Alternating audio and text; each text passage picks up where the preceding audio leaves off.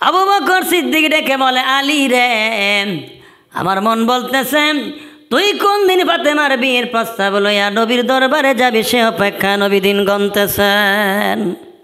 হযরত আলী বলে, হুজুর মুরব্বী যখন কইছেন মনের কথা নবীজির কাছে জানাইয়া দেখি। আমার নবী বসে আছে, অমনি হযরত আলী একটা কথা বলার জন্য গেল, গিয়ে বলে সালাম আনতে ডেকে বলে, হুজুর একটা কথা বলার জন্য আসছি। আমার নবী বলে, বলো আলী, পারমিশন দিলাম। হযরত আলী ডেকে বলে, না হুজুর কিচ্ছু না। নবী আমার ডেকে বলে, আলী কথা বলার জন্য আসছো, পারমিশন তো দিলাম, বলো তুমি কি বলতে চাও।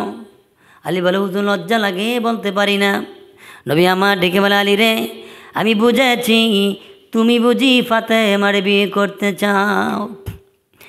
আলী ডেকে বলে, হুজুর আমি গরিব মানুষ, টাকা নাই পয়সা নাই, আমি যদি ফাতেমার বিয়ে করতে চাই ফাতেমা রাজি হবেননি, রহমাতাল লিল আলামিন রাজি হবেননি। নবী আমার ডেকে বলে, আলী ফাতেমাকে প্রশ্ন করা হলো, ফাতেমার কথাবার্তায় বোঝা গেল রাজি। এবার আমিও তো আগেই রাজি, ফাতেমা রাজি হইলে হয়, ফাতেমাও রাজি। ফাতেমা রাদিয়াল্লাহু তাআলা আনহা যখন রাজি হয়ে গেল, আমার নবী ডেকে বলেন, আলী রে, কি আছে, টাকা পয়সা কত কিছু আছে, সব জমা করো, বিয়ে করার জন্য খরচের দরকার আছে, টাকার দরকার আছে। হযরত আলী ডেকে বলে, হুজুর হিজরতের পর তো আমি তো আপনার ঘরেই থাকি, আপনার ঘরে পাক হলে আমি খাই, আর আপনার ঘরে যেদিন পাক হয় না মদিনার পাথর আমি পেটে লাগাইয়া ঘুমাই। আমি কোথায় পাই টাকা, কোথায় পাই পয়সা? থাকার মতন শুধু খালি একটা ঢাল আর একটা তরবারি আছে, এগুলো বিক্রি করতে পারি। আমার নবী ডেকে বলে, আলী রে, অহরহ যুদ্ধ লেগে আছে, ঢাল তরবারি একত্রে বিক্রি করা যাবে না, তরবারি থাকুক, ঢালটা বিক্রি করে আসো। হযরত আলী ঢালটা নিয়ে দৌড় দিলেন বাজারের দিকে। প্রতিমধ্যে হযরত ওসমান গনির সাথে সাক্ষাৎ হয়ে গেল। ওসমান গনি ডাকদা ডেকে বলে, আলী কোথায় যাইতেছো? বলে, হুজুর আমি যাইতেছি ঢাল বিক্রি করার জন্য। কি জন্য? আপনি জানেননি, আপনাকে সুসংবাদ দেওয়া দরকার, ফাতেমার সাথে আমার বিয়ে ঠিক হয়েছে। বলেন আলহামদুলিল্লাহ। সেজন্য টাকা পয়সা নাই, ঢালটা বিক্রি করে যা পাই এটা বিবাহের কাজে ব্যবহার করবো এই টাকাটা। হযরত ওসমান ডেকে বলেন, এই ঢালের দাম কত হইতে পারে রে আলী? বলে, আপনি কিনবেন নাকি? আমি কিনতে চাই। আপনি একটা দাম ধরিয়ে নিয়ে যান। তোমাকে আমি 400 দিরহাম দিলাম। 400 টাকা দিরহামের দাম ধরে ওসমান গনি ডাল কিনে নিলেন। এবার টাকা দিয়ে দিলেন। এবার ডেকে বলেন, ওসমান রে, আলী ডালটা আমি কিনেছি, ডালটা এখন কার? কয় আপনার। আলী রে, মনে কিছু নিও না, টাকা তো দিলাম, ডালটা পুনরায় তোকে ফিরাইয়া দিলাম। হযরত আলী চোখে দিয়ে পানি বের হয়ে গেল, দাঁড়িয়ে ভিজে যাচ্ছে, মুখ ভিজে যাচ্ছে। ওসমান গনি ডেকে বলে, কেন কান্দেন? আলী বলে, হুজুর। আলী ডেকে বলে, আমার এই বিপদের দিনে এত বড় উপকারটা কেন করলেন? এই কারণটাও আমি আলী জানতে চাই।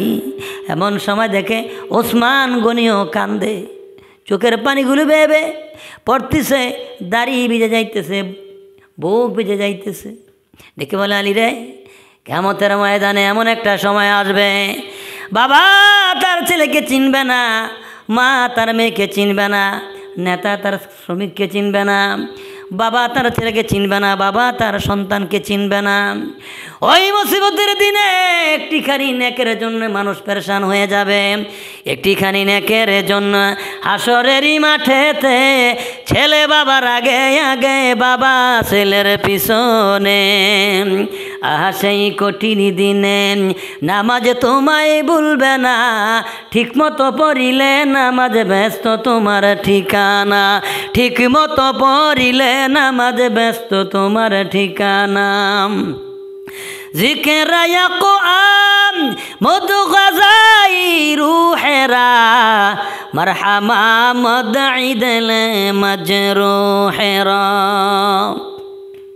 আমার বন্ধুগণ, আমার ভাইয়ের, আমার বোনেরা, ডেকে বলে, ওই মুসিবতের দিনে কেউ কাউকে চিনবে না, হাসর ময়দানে যদি আমি ধরা খেয়ে যাই, যদি জীবনে আমার নামাজ, আমার রোজা, আমার যাকাত, আমার হজ, আমার কুরবানি, আমার ইবাদত, আমার দুরুদ, আমার সালাম, আমার ইবাদত কিচ্ছু যদি কবুল না হয়ে থাকে, ওই মুসিবতের দিনে যখন আমাকে আল্লাহর আদালতে দাঁড় করায় দিবে, আমি বলবো আল্লাহ ওই মুসিবতের দিনে আমার নামাজ কবুল যদি না হয়ে থাকে, আমার রোজা যদি আল্লাহর কাছে কবুল না হয়ে থাকে, আমার ইবাদত যদি কিছুই কবুল না হয়ে থাকে, আমি বলবো আল্লাহ নবীজির জামাতা হযরতে ফাতেমার স্বামী আলীর উপকার করেছিলাম, এর খাতিরে কিয়ামতের ময়দানে তুমি আমাকে মাফ করে দাও।